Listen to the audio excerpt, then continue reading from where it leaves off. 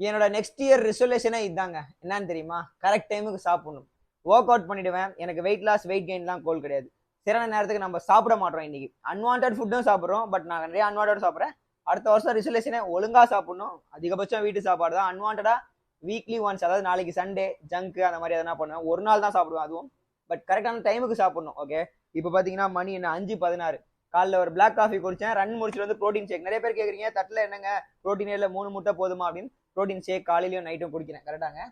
இன்னைக்கு வந்து காபு என்னென்னு பார்த்தீங்கன்னா நேற்று வச்ச சாம்பார் இருந்தது. ஸோ அதை அப்படியே ஊற்றியாச்சு. ரசம் வந்து புதுசாக வச்சுருக்காங்க, அது 2 ஊற்றிருக்காங்க. கொடுத்துருங்க, நீங்கள் கொடுத்துருங்க. ஓகேங்க. அதுக்கப்புறம் என்னங்க, பொறுமையாக பேசக்கூடாதுங்க, சத்தமாக பேசணும். காலிஃப்ளவருங்க, ஃபைபருக்கு. அப்புறம் முட்டைங்க. காலிஃப்ளவர் வந்து நானே எடுத்துக்கிறேன், அவங்க கொடுக்குற மாதிரி தெரியல. காலிஃப்ளவர், அப்புறம் ஒரு 3 முட்டை. ப்ரோட்டீனுக்காக ஃபுல் முட்டை. இதுதான் விஷயமேங்க. ஓகே, அடுத்த வருஷம் என்னோட ரிசல்யூஷன் வந்து இதுதான்.